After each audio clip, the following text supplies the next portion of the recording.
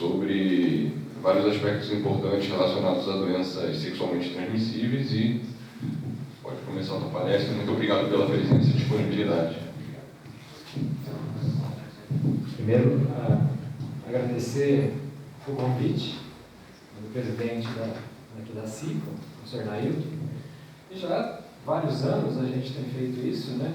Tanto quando as reuniões eram conjuntas, depois cada um começou a fazer uma reunião, mas para a gente é sempre gratificante poder falar um pouco do assunto que é o dia a dia, né? Que a gente faz como docente e como extensão, né, que nós fazemos para a Faculdade de Farmácia. Bom, eu estou envolvido nisso há 25 anos, né? Nas redes do Ministério da Saúde, de controle de doenças sexualmente transmissíveis, principalmente AIDS e hepatites virais, né? Então, o que eu gostaria, para não ficar aquela coisa maçante, sempre falando em cima da doença, de HIV, né, todos os aspectos relacionados à doença, falar um pouquinho de uma rede que começou aqui na nossa cidade, na nossa região, o ano passado, né, mas era uma proposta desde 2010 do Ministério da Saúde, que é mudar um pouco o foco, né? Não ficar só em cima da questão doença e o tratamento da doença, mas como que nós temos que fazer para ter uma atenção maior às pessoas e melhorar a qualidade, né, de vida dessas pessoas, mesmo aquelas, e principalmente estas, né, que são portadoras de doenças infecciosas crônicas. E essa doença não vai desaparecer, né? Então, como fazer para promover a saúde nessas pessoas que têm já essas situações e que precisa de um cuidado constante. Então a questão não é apenas dar o tratamento, mas como promover a saúde dessas pessoas, mesmo para aquelas que não tiveram ainda ou não desenvolveram a doença após a infecção, estão portadoras, mas não doentes, ainda não estão sob tratamento, mas há necessidade de um cuidado prévio.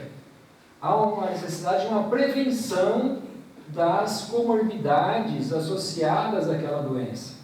Então, a partir de 2010, o Ministério da Saúde começou a trabalhar nesse sentido e criar uma rede nacional de atenção à saúde. Então, não é apenas de fornecer o tratamento ou fornecer um diagnóstico, mas é a atenção à saúde. E de 2016 para 2017, o Estado de São Paulo saiu aí no primeiro estado, né, da federação, já produzindo uma portaria que regula no Estado de São Paulo a criação de uma rede de cuidados e toda a atenção em cima de linhas de cuidados, né? Eu gostaria de trazer para vocês isso que está acontecendo e que eu estou participando diretamente dessa criação, dessa organização dessa rede na região de Araraquara e a sede, né, os municípios sede aqui, o início da implantação desse programa vai ser Araraquara e uma micro-região aqui de Araraquara.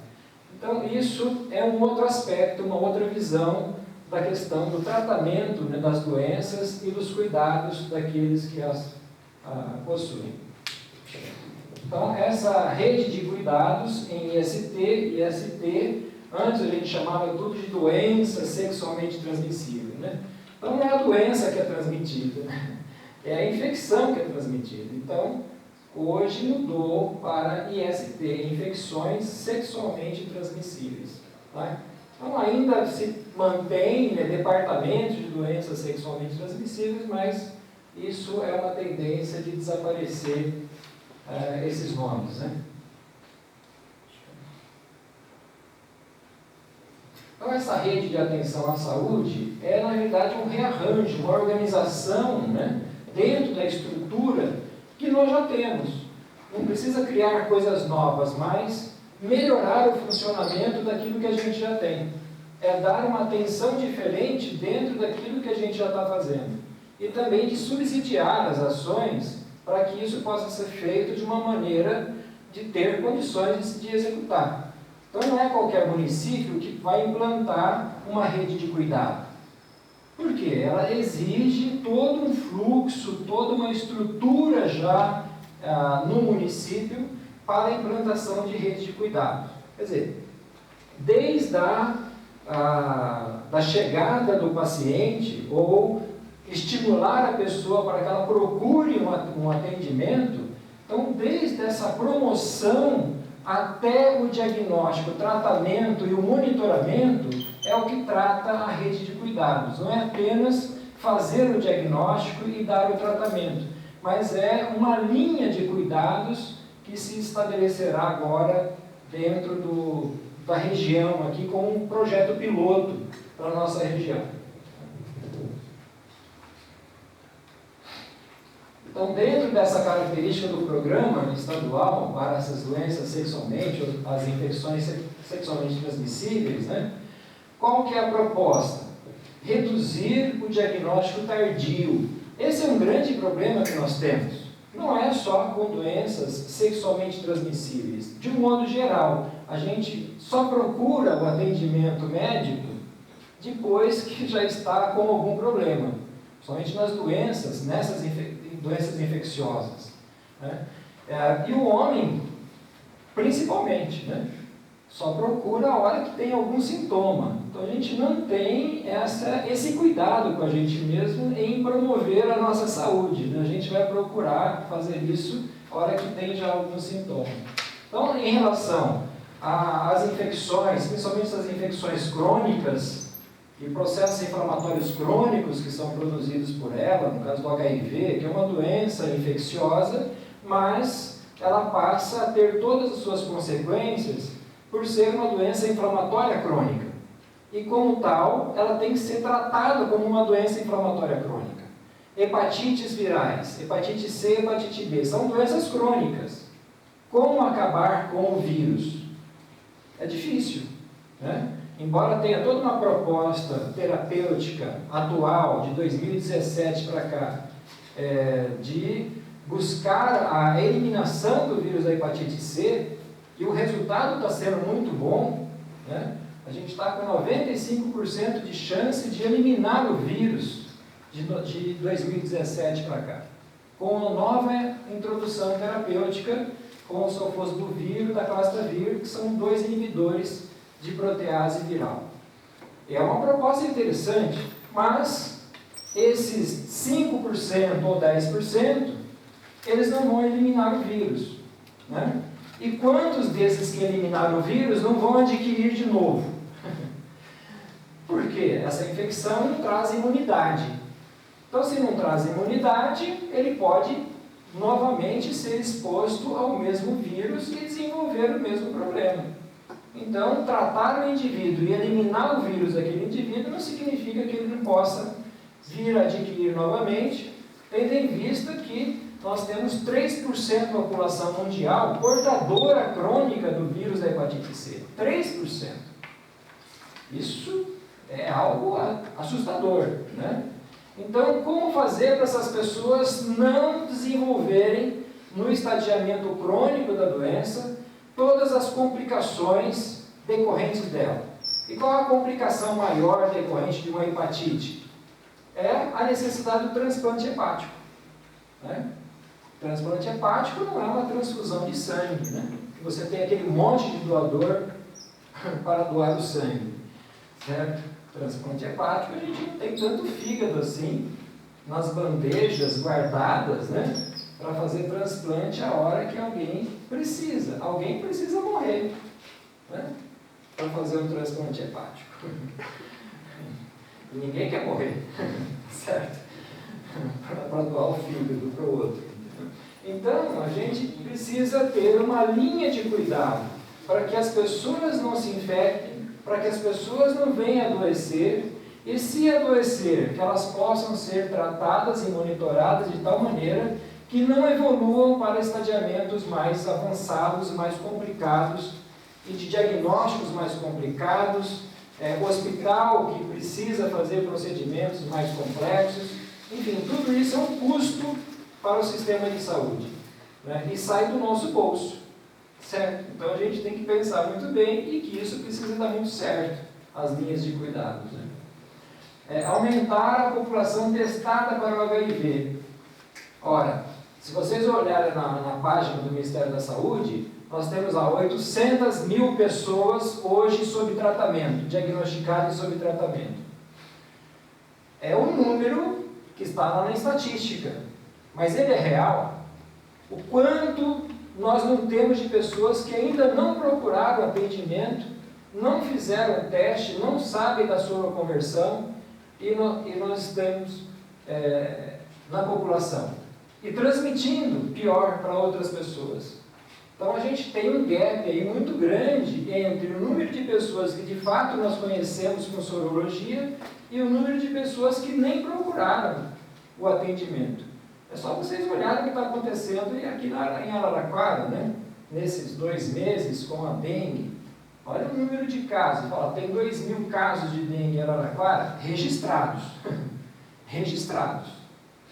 Os que não foram registrados, nós não conhecemos. Mas praticamente todo mundo conhece alguém da família ou algum vizinho que teve. Se nós temos 220 mil habitantes, não pode ter só 2.000 casos aqui em Araraquara. Tá? Então, a gente tem um problema muito grande em relação à epidemiologia dessas doenças, né? E a notificação dos casos dentro dos sistemas também do Ministério da Saúde. Reduzir para 2 crianças com HIV para cada 100 gestantes. Para aquelas 100 mães soropositivas, sabe? Nossa, 2? Reduzir para 2? Quanto que é então? Então você fica assustado e fala, opa, peraí, quantas crianças nós temos, né? Quantas mães soropositivas e quantas crianças nascem com a infecção? Então, essa é a proposta da linha de cuidados, ter uma meta de redução de tudo que nós temos hoje na saúde, né, da nossa população. Diz a taxa de incidência, né, de 0,3 para cada 1.000 nascidos vivos por transmissão vertical de HIV. Então, nós temos 3 pessoas de fato infectadas para cada 10.000 nascidos vivos. Parece ser pequeno, né? Mas numa população de 100.000 eu já tenho 30. Né? Você pega a população de São Paulo com 11 milhões, quanto nós temos de crianças nascidas já infectadas, e saber que essas pessoas não vão eliminar o vírus. E vão ser tratadas cronicamente ao longo de suas vidas. Qual é o custo disso por mês? Hoje, somente o HIV, em torno de R$ 1.500. Só o tratamento. Então, isso, R$ 1.500 é um salário que pouquíssimas pessoas recebem. Pouquíssimas famílias vivem com R$ 1.500. Né? Então, a gente imagina o quanto assustador é a situação da saúde, né, no nosso país, se não tivermos uma linha de cuidado muito bem estabelecida. A sífilis parece uma doença que desapareceu, né?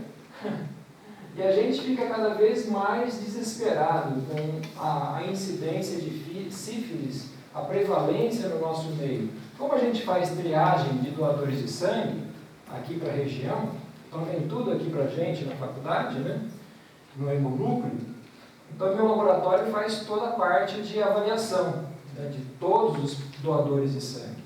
A gente regula todos eles, com todos os testes de doenças infecciosas. E a gente fica assustado. A quantidade, nesses últimos 4 anos, o quanto que nós tivemos de aumento de sífilis entre doadores de sangue. Tá? E entre gestantes adolescentes, nem fala. A quantidade que é muito grande. Agora, condicionado a isso, nós temos a possibilidade de uma sífilis congênita, com todas as suas consequências no sistema nervoso central da criança. Então, você imagina que além do problema da mãe estar com sífilis, é ela transmitir de forma congênita a sífilis para o seu filho. E aí o tratamento é outro. E as lesões como consequência no sistema nervoso central também. Né? Então são cuidados que nós precisamos ter para que se reduza de forma significativa o número de casos de gestantes infectadas pelo treponema pálido, né? Que é o agente da sífilis. Aprimorar a assistência integral das pessoas vivendo com HIV/AIDS. Isso também é uma busca que se faz de maneira constante. Mas a gente sabe que, em termos administrativos, a gente tem um grande problema. Não é só no município de Araraquara, é em todos os municípios. Né? Precisa rever a gestão municipal. Né? Nunca tem dinheiro. Então, deixa de se fazer muitas coisas por conta da falta do dinheiro. Só que as consequências vêm quando você deixa de fazer. Reduzir a morbimortalidade por causas relacionadas às infecções pelo HIV. Demais eventos associados ao tratamento antirretroviral. Então, falar, mas agora tem tratamento. Né? Agora pode ficar tranquilo. E a gente vê isso. Fala assim, mas a AIDS não tem diminuído? A infecção pelo HIV não tem diminuído? Eu não sei onde, que estatística você viu isso. Nunca diminuiu. Nunca diminuiu. Né? Diminui a sintomatologia por conta do tratamento. Só que o tratamento, ele tem efeito adverso. O tratamento para HIV não é uma água com açúcar. Mesmo a água com açúcar tem efeito adverso, né? Para quem tem diabetes. Né? Então, nós precisamos melhorar esse entendimento dessas infecções e entender que a infecção continua. E a gente vê assim que hoje ninguém está preocupado mais. Né? Os relacionamentos, parece que não existem infecções sexualmente transmissíveis. Né? Ninguém usa mais. Tanto é que em 2017, 2016, o Ministério da Saúde falou assim, não faço mais, não precisa mais ficar fazendo propaganda. Não tem necessidade de fazer todas aquelas propagandas próximo ao carnaval, né? Toda aquela preocupação. Por quê? Ninguém vai usar mesmo. Ninguém vai usar. Araraquara, eu não sei em relação aos outros municípios, é um município que o pessoal exige da Secretaria de Saúde a dispensação de Viagra. Né? Por, inclusive, ordem judicial. Para que compra? Para que vai comprar Viagra? Né? Muitas vezes. E junto com isso, ninguém vai pedir preservativo. Muito pouco. Está disponível nas redes básicas preservativo, mas pouquíssimas pessoas pegam. Pouquíssimas pessoas usam. Então, você vai fazer o quê? Vai aumentar a prevenção como? Então, vamos dar tratamento para todo mundo. E aí, em 2017, começou uma linha de tratamento aberto, né, pós-exposição. Então, começou a ter todo um protocolo após a exposição, que só existia para aquelas pessoas que haviam se acidentado ou em alguma situação extrema que houve contato com infecção ou com algum portador. Então, ele era feito uma profilaxia pós-exposição, a PEP. Então, ela já existe há muito tempo. E agora existe a PrEP, é a profilaxia pré-exposição. Ou seja, se você sabe que você vai ter algum relacionamento com alguém desconhecido, então você poderia solicitar um tratamento prévio. Então, as pessoas estão preocupadas, certo? Embora existam regras para o fornecimento, dificilmente alguém vai falar tão verdade, né? Exatamente como, se ele sabe que só dispensa numa determinada condição, é claro que ele vai fazer tudo para que aquela condição seja dele, né? E ele vai receber o tratamento pré-exposição. Mas o tratamento pré-exposição é importante para quem se relaciona com alguém que é soropositivo. Então, se tem lá um casal e uma pessoa do casal é positivo. Então, é importante que o parceiro ou a parceira pudesse ter uma prevenção, receber uma profilaxia para a exposição. Isso é justificável. O que não é justificável é para quem não tem nenhum, né, cuidado em relação à prevenção e sai na balada à noite, né, ou vem tomar o medicamento, corre logo de manhã, porque já aconteceu, ou então ele tem essa questão da profilaxia para a exposição.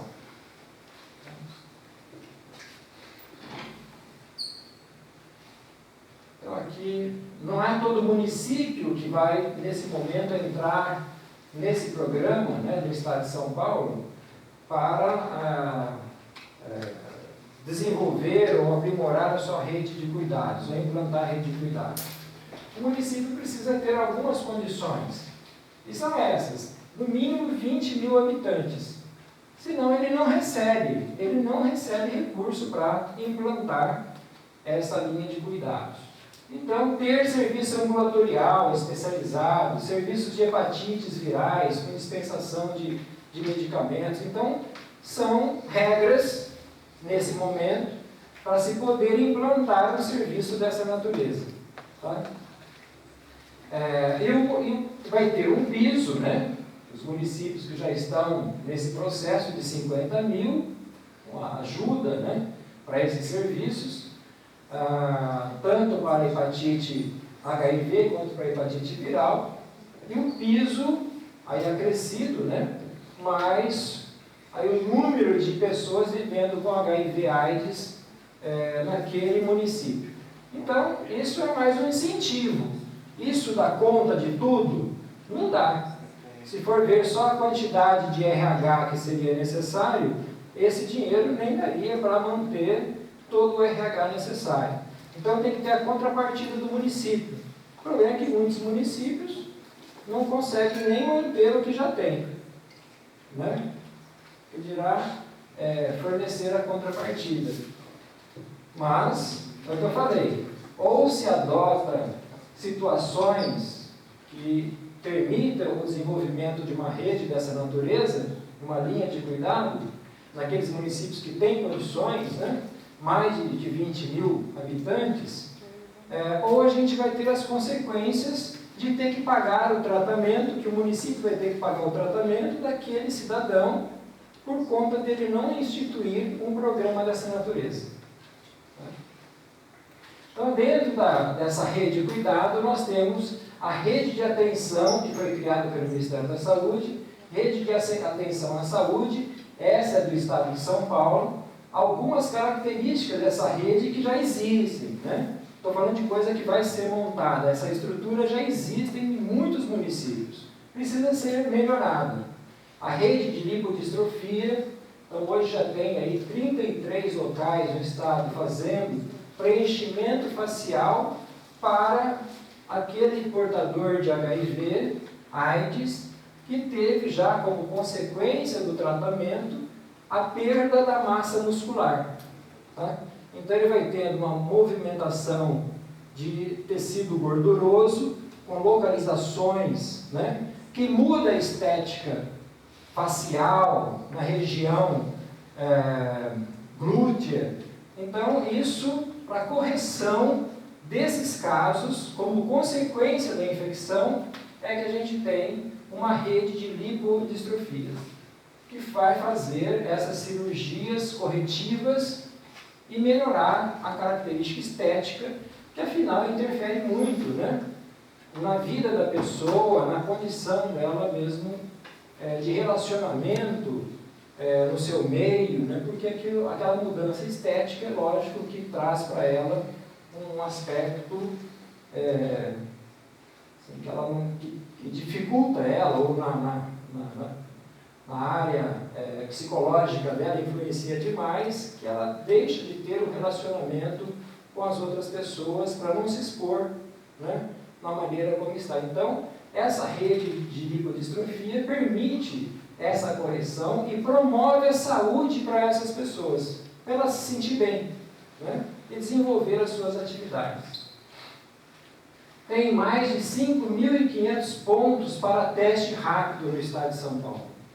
Então, hoje a gente tem praticamente todas as unidades básicas podem fazer o teste para HIV, para hepatite B e para hepatite C. Isso demora o quê? 15 minutos? Né? Então, se alguém quiser saber se tem ou se teve algum contato que poderia ter adquirido o vírus, tem praticamente em todas as unidades básicas, e Araraquara tem o CTA, que é um centro de testagem e aconselhamento, né, que também dá toda a orientação e faz todas as testagens. Ah, mas o exame demora muito. Demora porque está errado, né? Esse é o grande problema. Se as unidades básicas têm testes para resolver o problema e não resolve, vai para um procedimento mais demorado, que pode levar até 15 dias para ter um diagnóstico, sendo que poderia fazer o diagnóstico em 15 minutos. Então, a dificuldade de se implantar as coisas, tendo já as ferramentas, esse é um grande problema que nós temos na rede básica de saúde dos municípios, né? Pessoas que se dedicam para que aqueles diagnósticos sejam feitos da maneira correta. E o médico precisa também aceitar o diagnóstico que está sendo feito naquele local, senão não vale nada, é jogar dinheiro fora. Faz o teste, mas o médico não aceita, joga o dinheiro fora. Isso acontece em muitos municípios, né? E o que a gente faz? Recebe o sangue de todos esses municípios para avaliar uma situação que ele já poderia ter sido resolvido lá no próprio município, né? Depois nós temos os serviços ambulatoriais de especialidade, 199 no estado de São Paulo. Aqui em Araraquara a gente tem o CESA, que é um serviço ambulatorial com especialidades, né? O Serviço Especial de Saúde da Escola de Saúde Pública aqui da USP, né? Transplante hepático, nós temos 21 hospitais para fazer transplante hepático no estado de São Paulo. A profilaxia pós-exposição, mais de 547 unidades em 260 municípios que estão habilitados para fazer profilaxia pós-exposição. E a PrEP, nós temos 14, Araraquara ainda não faz PrEP. Aqui na região a gente não tem ninguém fazendo PrEP, que é a profilaxia pré-exposição. Mas isso vai acontecer em algum momento. Aqui alguns pontos, né? Tudo isso que eu estou falando já existe. O Estado de São Paulo, nessa rede de cuidados, apenas quer organizar isso de uma maneira que fique mais funcional, né? Mas tudo isso já existe. Então nós temos, nessas redes, hoje a gente tem um sistema de informação, vários sistemas de informação, que permite você tanto fazer o diagnóstico e informar numa rede nacional. Então, todas as pessoas que são diagnosticadas, seja com sífilis, seja com HIV, com hepatite B, com hepatite C, com tuberculose, todas as doenças de notificação compulsória, elas são notificadas no SINAM, que é um Sistema Nacional de Agravos, né? Mas existem sistemas onde esses locais utilizam para fazer o cadastro desse paciente, que são sistemas também gerenciados, né, normalmente pelo DataSUS. Então, nós temos aqui em Araraquara, lá no nosso laboratório, a gente trabalha com o CICEL e com o GAL. O CESA trabalha também com o Ciclon, que é um sistema de controle logístico da dispensação de medicamentos. Então, se um paciente recebeu um diagnóstico aqui, quando eu lançar isso nesse software para emitir o laudo, ele é registrado em âmbito nacional. Então, se ele for lá em Natal, fazer o mesmo exame, a hora que o laboratório puxar aquela ficha, ele sabe que foi feito aqui em Araraquara, que médico que solicitou e qual o resultado que ele teve. Então, isso facilita muito o controle, né? E não desgastar material desnecessário, que a pessoa saía daqui em Ribeirão Preto e fazia o mesmo exame. Agora não, agora ele está numa rede nacional. Okay? O Ciclone é a mesma coisa para o medicamento. Dispensou o medicamento, eu sei para quem eu dispensei, quanto que foi dispensado, que médico que solicitou, que unidade que dispensou, isso em âmbito nacional. Isso é tudo avaliado. E permite você ter as estatísticas a partir desses sistemas, né, de informação. O GAL, que está sendo agora ajustado aqui no nosso município, mas todos os municípios já têm esse sistema de notificação de laudos, né, de exames laboratoriais, e a partir de abril a gente começa também a liberar todos os exames de HIV e hepatite nesse sistema GAL, que é do Ministério da Saúde. Então a gente começa a fazer parte dessa estatística nacional, informando todos os casos que nós vamos fazer, e já fazemos, né, relacionado a essas patologias. Aqui é mesmo. Dentro da linha de cuidado, isso já está funcionando e que precisa ser aprimorado, que é a questão da promoção, da prevenção, do diagnóstico, tratamento e acompanhamento. Porque o que se pretende é que a gente tenha o maior número de pessoas diagnosticadas. Dessas pessoas diagnosticadas, é necessário que elas estejam vinculadas a um serviço de saúde, né? E dentro desse serviço de saúde, retidas nesse serviço de saúde, elas possam ser tratadas. E com o tratamento, ela vem ser monitorada em relação à redução do vírus na sua circulação. Então, isso é a preocupação que já existe. Só que ainda não está dentro de um fluxo muito adequado.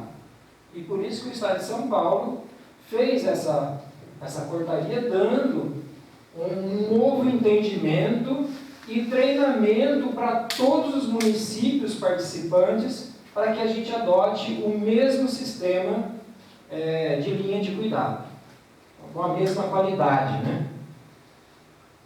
A gente teve uma época que não que o SUS resolva tudo, é lógico que não, e está longe disso, né? E não é o melhor também, não está. Mas nós temos 30 anos de um sistema que ele é para todo mundo. Bem ou mal, nós temos um sistema para todos. Todos têm direito. Desde aquele que é milionário e aquele que é muito pobre. Todo mundo tem o mesmo direito. Aí você fala assim, não deveria, mas é por isso que dentro do sistema você tem equidades, né? Então eu não tenho o mesmo direito, mas eu vou, lógico, olhar mais aquele que tem mais necessidade do que aquele que tem menos necessidade. Então, a equidade aí não é igualdade no atendimento de todo mundo, mas manter uma equidade de acordo com a necessidade de cada pessoa, né? Ou a condição de cada um. Então, todas essas atividades hoje estão dentro de diretrizes clínicas.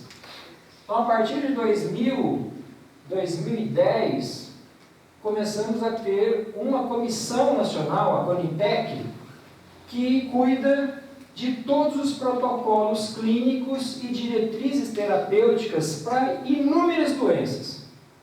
Então, são cartilhas por uma equipe muito especializada, de como deve ser atendido, qual o medicamento, quais são os primeiros medicamentos a oferecer para o paciente de acordo com a sua situação, toda a orientação.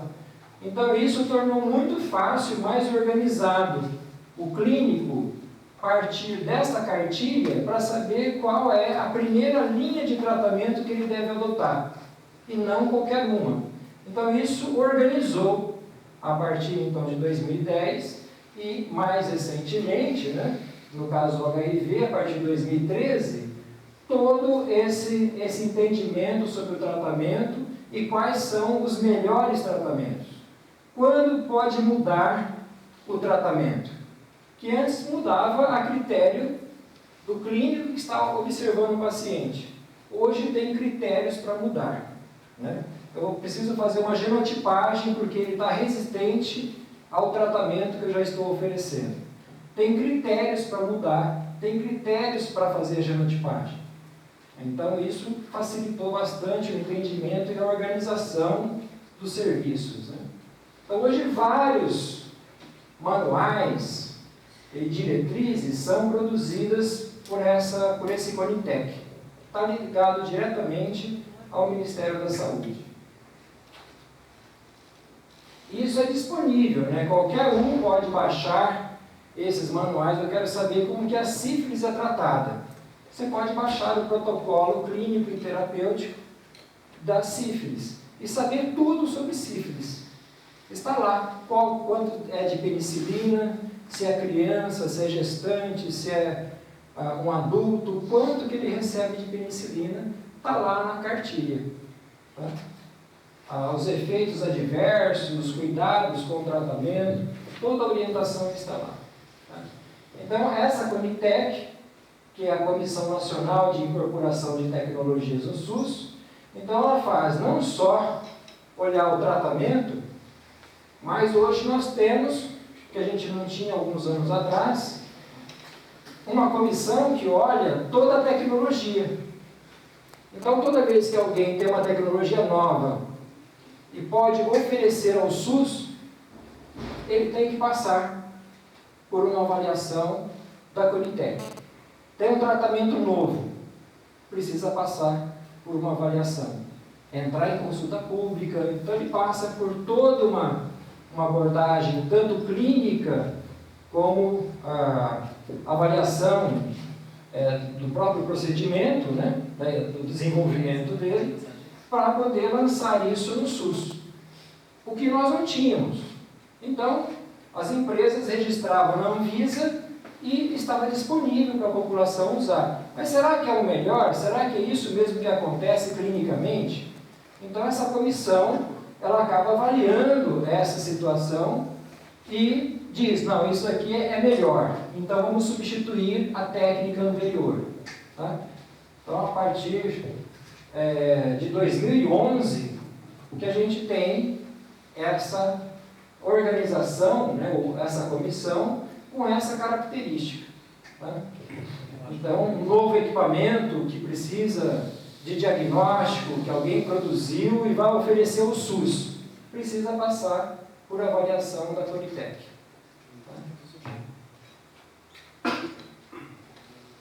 A composição hoje dessa comissão, os representantes, até a Anvisa participa, a Agência Nacional de Saúde Suplementar também integra essa comissão, e quem gerencia tudo isso é o Departamento de Gestão e Incorporação de Tecnologias em Saúde. Isso é importante, né? A gente tem uma situação hoje que precisa ser revista e tem que ter uma comissão com o poder de revisão de alguns procedimentos, que é a introdução. Alguém foi lá fazer um curso fora do país e viu que eles estão usando um tratamento diferente para HIV. E quando chega aqui, o médico prescreve esse tratamento. E muitas vezes não tem na nossa programação, na nossa lista de medicamentos, não tem esse medicamento. Ele não foi testado no Brasil, mas como foi prescrito, o juiz manda executar. Então, o município e o Estado têm que comprar, uma vez que já foi determinado que precisa comprar. Só que ninguém avaliou, certo? E hoje a demanda judicial por medicamentos que não estão na lista de medicamentos que nós temos no país, a demanda é enorme. Araraquara tem, por mês, em torno de R$300 mil investidos só em demandas de medicamentos dessa natureza. Agora, quanto nós investimos nos medicamentos que já estão na lista? Quanto nós investimos em outros procedimentos?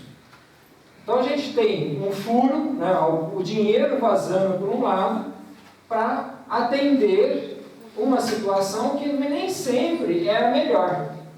Mas como ninguém avaliou, o juiz determina que faça o cumprimento. Tá? Então, uma comissão que tenha reconhecimento em relação a isso, nós precisamos ter no país para que se adote diretrizes terapêuticas em diversas situações. E que o juiz, quando avalia uma situação dessa, ele se baseia na diretriz terapêutica por pessoas competentes relacionadas àquela área. Né? E entenda que vários especialistas tiveram a mesma posição e adotaram isso. Então não pode ser uma única pessoa determinando a compra de um medicamento que muitas vezes custa fortuna. Né? Alguns medicamentos de um custo muito elevado, de 60 mil por mês tem medicamento. Então isso é um custo que muitas vezes não vai resolver o problema daquele paciente, mas porque foi prescrito. Né? Então a gente vê assim, muitos erros e muitos gastos, muitas vezes sem planejamento e gastos desnecessários na área da saúde, faltando para aqueles que precisam muitas vezes fazer um exame tão simples como uma glicemia. Né? Então você chega lá na unidade, mas não tem cota hoje. Né? A gente vê muitos aí, vai fazer uma tomografia, não, mas não tem mais cota. Daqui 3 meses. Se eu precisar de uma tomografia daqui 3 meses, né? Não sei como vou estar daqui 3 meses. Eu preciso para agora. Né? Então a gente tem um investimento muito em algumas coisas que não traz muitas vezes benefício e deixa de fazer outras que são tão importantes. Oftalmologia, muitas vezes você vai marcar uma consulta na área do SUS 3, 4 meses. Poxa, mas eu estou precisando enxergar agora, né? A audiometria também é a mesma coisa. Então a gente tem uma série de situações que, se a gente canalizar o recurso de maneira adequada, né, teria como você fazer o investimento. Então isso é um grande problema que precisa ser resolvido, né, para que a gente tenha o recurso aplicado de maneira correta. Por que implantar linha de cuidado na atenção primária? Então essa linha de cuidado, só essa do Ministério da Saúde, isso, né, pessoal? Descobri o diagnóstico após fazer exame de rotina. E tinha algumas informações de ensino médio, assim, sobre palestras, de DST, AIDS, mas a gente nunca foi entrado na questão de, depois que você contrai o HIV, como é viver com isso, né? E o que eu não sabia era que muita gente omnivolta também tinha, só que as pessoas se escondem por conta do medo do preconceito. Quando eu abri minha sorologia numa rede social, a minha postagem já ficou muito conhecida. Eu participei de um programa de TV. Isso foi legal, porque até nos aplicativos de relacionamento eu tinha a liberdade de falar que eu era soropositivo, só que eu senti que mesmo assim as pessoas, enfim, começaram a vir falar comigo pelos aplicativos, mas não por quererem relacionar comigo, elas queriam tirar a informação, porque na verdade muita gente convive com HIV, infelizmente também muita gente se esconde porque tem medo do preconceito. E pensava, agora eu não vou arrumar ninguém, né? Mas foi bem pelo contrário, assim, quando eu fui viverando. E quebrando as barreiras dentro de mim, né? Eu tinha um preconceito, a gente mesmo tinha um preconceito, porque eu tô assim, ninguém vai me querer mais, né? Faz parte da qualidade de vida, né? Tu te relacionar com uma pessoa. Por exemplo, eu não tenho HIV, eu não vivo com HIV, eu convivo porque o Giovanni é uma pessoa que vive com HIV e a gente tem uma relação diferente.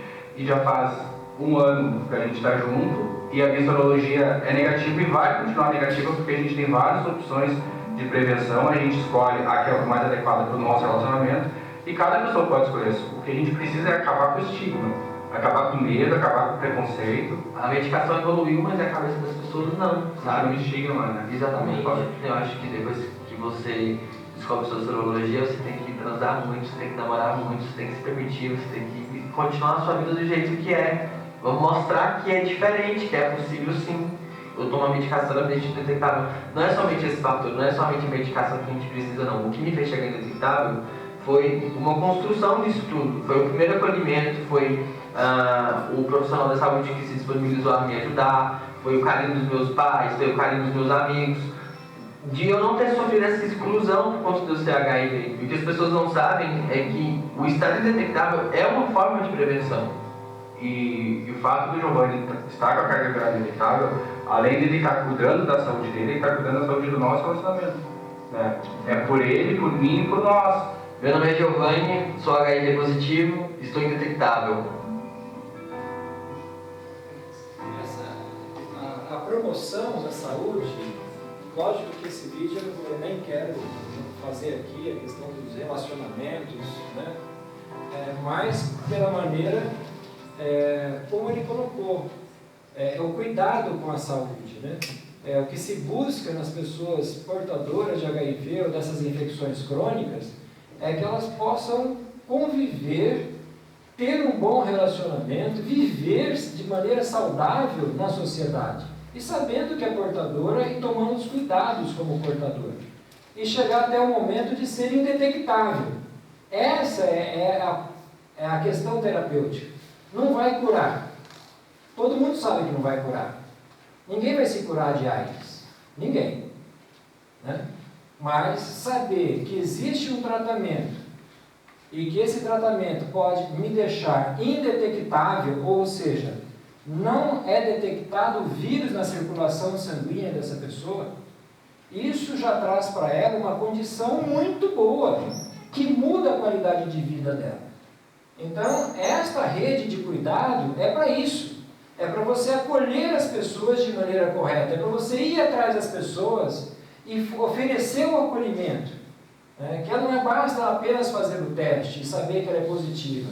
Eu preciso acolher dentro de uma unidade de saúde. E é a unidade básica, a unidade primária, a rede primária, aquela que tem contato com as pessoas. Não é o hospital ou um serviço especializado. Esse está mais distante. O que a gente precisa é adequar a rede básica, a que está em contato com a população, aquela que visita, através de agentes de saúde, visita as casas. Então, o médico que está na saúde da família, que tem ali 3.000 pessoas para ele cuidar. E ele vai atrás dessas pessoas. Ele sabe como que está a saúde dessas pessoas.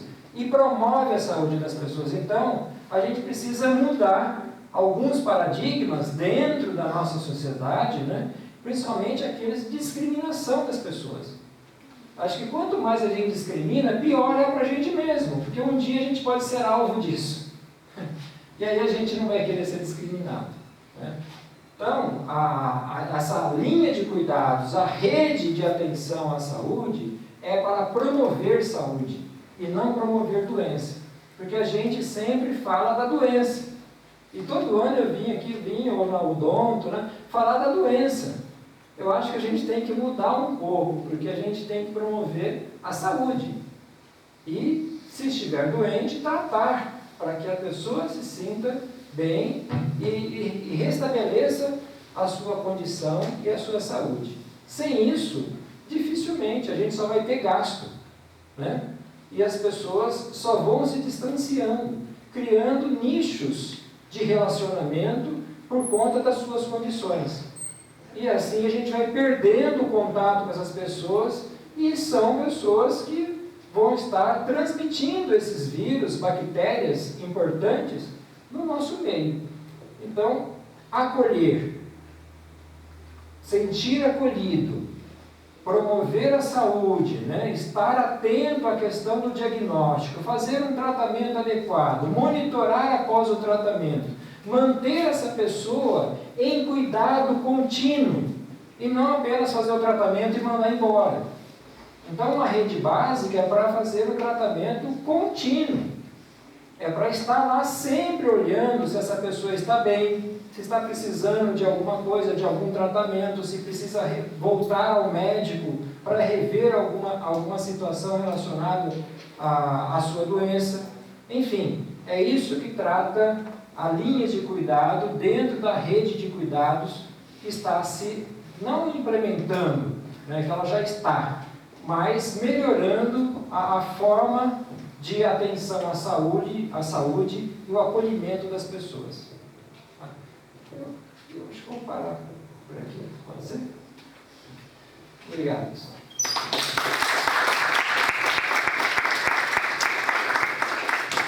Tinha muita coisa aqui, mas eu sei que a questão do tratamento, a gente pode discutir agora, temos uns minutos para discussão, e aí, se alguém tiver dúvida em relação ao tratamento, diagnóstico, o que é esse caso indetectável, o que é uma carga viral, está disponível. Estou disponível aí. Se alguém quiser mandar um e-mail também, perguntando alguma coisa, não há problema nenhum. Perguntas?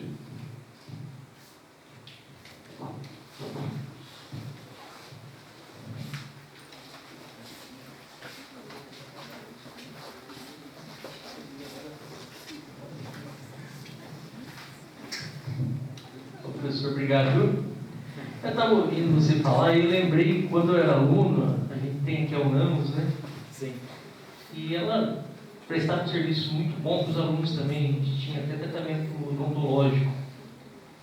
E com esse desmembramento da universidade, a UNAMOS está sendo...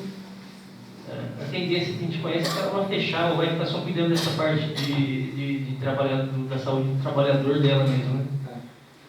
E como que a gente faz para, dentro da nossa universidade, quais as ações que a gente poderia ter para voltar, né, os alunos terem esse tipo de assistência? Nós sentimos muita falta também, não só dessa assistência às doenças que você colocou, mas a assistência a doenças mentais, né? Nós tínhamos psicólogos no campo, dos alunos que tinham problema podiam ir lá, receber um tratamento diferenciado. A gente vê que, ao mesmo tempo que lá fora está uma luta para que a gente controle essas doenças, para que a gente conscientize os nossos jovens, a universidade abandonou essa luta. Essa é a sensação que eu tenho. E que você falasse um pouquinho para a gente sobre isso.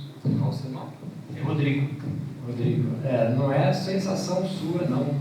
Isso realmente está acontecendo. Não é só... até isso foi uma discussão que a gente teve no ano passado, nas primeiras oficinas que nós fizemos na rede de cuidado aqui para a região, que é incluir as universidades. Se você olhar quantos alunos, quantas pessoas nós temos dentro do nosso campus, ele já é quase suficiente para se manter uma unidade básica de saúde. Então, eu acho que o que está precisando é estreitar o relacionamento. Talvez a UNAMOS pode ser e ter a sua política, eu não conheço a política da UNAMOS, né? Mas nós temos um município com rede básica e que poderia estar, a Eliana Unaim, que é a secretária, todo ano ela participa de uma disciplina que eu ofereço, que é de políticas públicas em saúde, e eu acho assim que está faltando essa conversa, né? Porque a localização da nossa faculdade poderia ter muito bem uma unidade de saúde muito próxima, com todos os atendimentos, que não precisaria tanto depender da rede UNAMOS. Nós poderíamos ter uma unidade de saúde e uma porta de acesso direto às outras atividades, porque se você mantém um serviço separado, ele não é suficiente para tudo. Ele vai fazer um atendimento médico, mas ele nem tem um encaminhamento. Encaminha para onde? Né? Talvez Botucatu já tem um hospital universitário, então isso facilita muito encaminhamentos através da UNAMOS. Nós não temos. Vai encaminhar nós pagamos IANSP, né? É ali retido na nossa folha de pagamento todo mês, mas vai lá fazer o exame, né? Ou você tem, é o primeiro dia do mês, que é o dia de agendamento. Se você chegar no segundo, não tem mais. Bom, mas isso está pior do que o atendimento da unidade básica de saúde, que o médico fica ali para atender você em qualquer momento que você chega. Então, talvez está faltando estreitar o relacionamento com a Secretaria de Saúde e buscar essa interface entre o nosso atendimento e o atendimento do município, mesmo porque ele pode dar atenção secundária e atenção terciária que nós não temos, né? Então, acho que o que está faltando é buscar essa parceria, para que a gente tenha qual unidade, como que nós vamos direcionar. Ele atendeu pelo UNAMOS, mas ele vai ser direcionado para que unidade de saúde, como... Então, tudo isso precisa ser conversado. A gente não tem dentro do nosso campus nenhuma unidade móvel. Só de alunos nós temos mais de 1.500, sem contar funcionário, a gente não tem uma unidade móvel que poderia dar um atendimento imediato. Né? Você tem que pegar a pessoa, sair correndo e nem sabe para onde, procurando uma unidade ou então lá na UPA. A gente poderia ter alguma coisa de logística muito bem estabelecida com o município. Porque eu acho que é uma proposta do município, na implantação da rede de cuidados, é atender todo mundo com a mesma qualidade e estender para dentro desses nichos que ela não tem acesso. Né? Ela faz no município, mas ela não tem acesso ao meio universitário. Eu acho que isso é uma coisa que já foi discutido no ano passado e que poderia ter aí uma preocupação, talvez, do Conselho de Diretores do campus, buscar essa parceria junto com a Prefeitura Municipal e a Secretaria Municipal de Saúde. Nós temos um hospital estadual em América Brasiliense, que é um dos melhores do estado, e também a gente não sabe como chega lá. Né? Parece que todo mundo paga convênio, e nem todo mundo paga.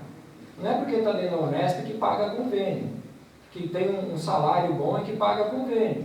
Eu acho que a gente, se o atendimento é para todos, de acordo com a Constituição, né, e artigo 196, então eu acho que a gente pode buscar esse direito para todos aqueles que não teriam condições de ter um convênio médico e passar pelo atendimento de uma estrutura, de uma organização dessa. Acho que falta apenas o interesse em buscar essas parcerias. Concordo, professor. Eu acho também que falta um pouco da nossa mobilização. Quando eu falo nossa, inclusive dos alunos também. Eu não sei, dentro daqui, pelo menos isso não aconteceu, eu não sei se na odonto, na farmácia, houve alguma mobilização para ajudar no dengário da prefeitura. Os alunos da Uniara estavam lá. Fica para reflexão nossa, aqui da nossa comunidade. Que a gente fica falando das universidades particulares e blá, as públicas, mas depois a gente precisa fazer uma análise. Por que a sociedade hoje olha diferente para a universidade pública? Porque tem uma corrente querendo fechar a universidade pública. E a gente está muito preso aqui dentro e também não está retribuindo. É só um contraponto que eu senti falta da Unesp, nesse momento que agora está com muita dengue, da nossa participação. Então, por isso que eu falei, não sei como foi a farmácia e a odonto, que são áreas da saúde, mas a química, mesmo no cenário da saúde, podia estar para conscientizar, para conversar, isso nós conseguimos fazer. Essa proposta até foi uma parceria, um comentário que eu fiz, isso está fazendo parte dessa implantação. A partir do dia 26, agora a gente já tem uma reunião de implantação da rede, que é de alguma maneira trazer essas informações, por isso que eu quis falar desse assunto também, já é um primeiro momento de contato com essa estrutura que vai ser iniciada na sua nova organização a partir agora de abril. Né? Então, eu acho que talvez seria um momento de ter alguma motivação, né, para que se haja uma mobilização. Eu acredito que tem que ser através do Conselho de Diretores, né, que é a instância que poderia estar cuidando das 4, né, ao mesmo tempo, e o presidente do Conselho, eu não sei quem que é hoje, mas seria interessante fazer isso, trazer essa informação, trazer os secretários de saúde, trazer para externar essa necessidade, que muitas das pessoas lá fora não estão vendo o que está acontecendo aqui, a necessidade dos nossos alunos e dos nossos servidores, né, de um modo geral, no atendimento médico, no acompanhamento. Eu acho que seria uma oportunidade importante. Eu vou tocar nesse assunto no dia 26 lá, talvez aí com o secretário fazendo um contato, se não der para sair daqui e para lá, talvez venha de lá para cá alguma proposta. Parabéns pela luta. Boa tarde.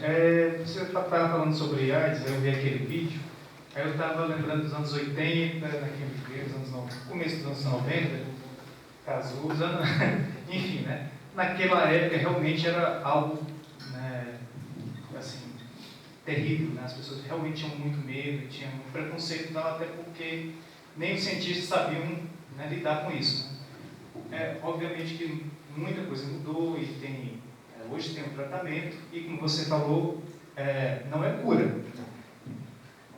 Isso é muito bom, né? Tem um tratamento, é muito bom, as pessoas conseguem viver anos e tal. Mas, ao mesmo tempo, as pessoas não estão tendo mais medo de pegar AIDS, né? Então, como, né, o poder público pode conscientizar as pessoas? Olha, tem um tratamento, mas também não relaxe. A AIDS não é bom, e não é bom ficar tratando, você passar o resto da vida toda tomando remédio. Né? Como fazer isso? Né? Seria um grande prêmio, né? Na área da saúde a gente conseguir. É o que você falou, hoje informação até os grupos indígenas possuem.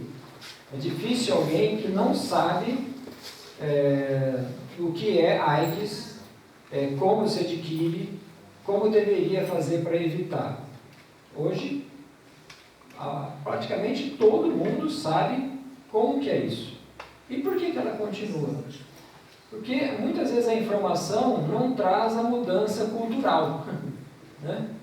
Então você não muda a cultura de uma pessoa não tem como. Ela tem que mudar. Não tem como fazê-la mudar. Né? Isso aconteceu na década de 90 na Inglaterra, quando os vídeos sobre AIDS eram desastrosos, porque eles mostravam a pessoa na cama, na maca e já em caquexia, né? Totalmente desnutrida, para criar um impacto. É a mesma coisa que a gente vê no maço de cigarro. Aquilo vale alguma coisa? De colocar uma pessoa com um frasco de soro, o pulmão todo estourado, muda alguma coisa, a pessoa compra e fuma. Né? Ela sabe que pode acontecer, mas ela fuma. Mudou o que o conhecimento para ela? Nada. Então, transformar as pessoas, transformar essas atitudes, isso é muito difícil. É muito complicado. É por isso que em várias reuniões, eu participei muitos anos como consultor, né, do Ministério, num grupo técnico, e muitos relatos de médicos de outros estados, eles diziam, olha, o jovem vai lá, procura para dar o tratamento. Ele sabe, ele fala na hora que ele vai buscar o tratamento que ele sabia de tudo. Ele sabia como fazer a prevenção, mas começou a beber, né? Fumar, cheirar mais algumas coisas e transou. Nem sabe com quem. Né? E aí houve um depoimento de um colega do Rio de Janeiro, que aí, eu falei, o que vai fazer?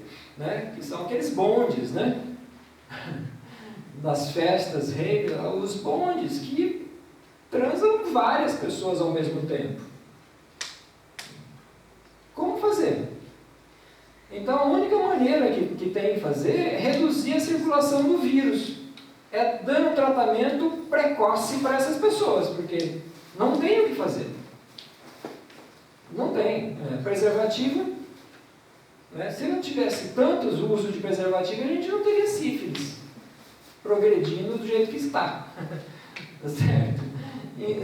Então a mudança, essa transformação das pessoas, isso é algo muito difícil.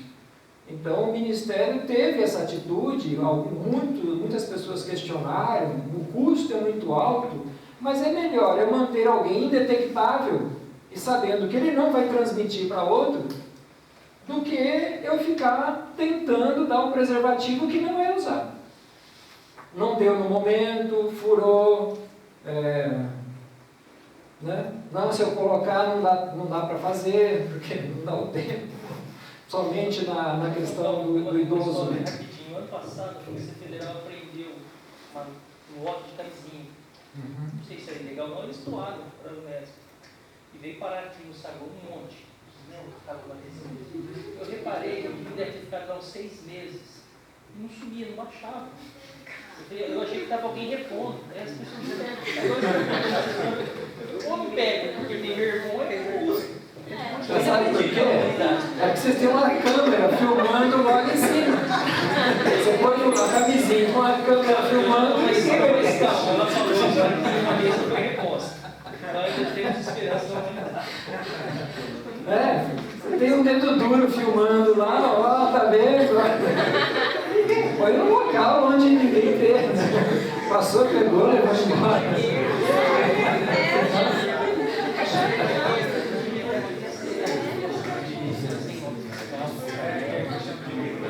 Então, agradeço também por responder essas perguntas para a plateia, ao professor Paulo Inácio, e em nome da comissão organizadora, te entrego aqui o certificado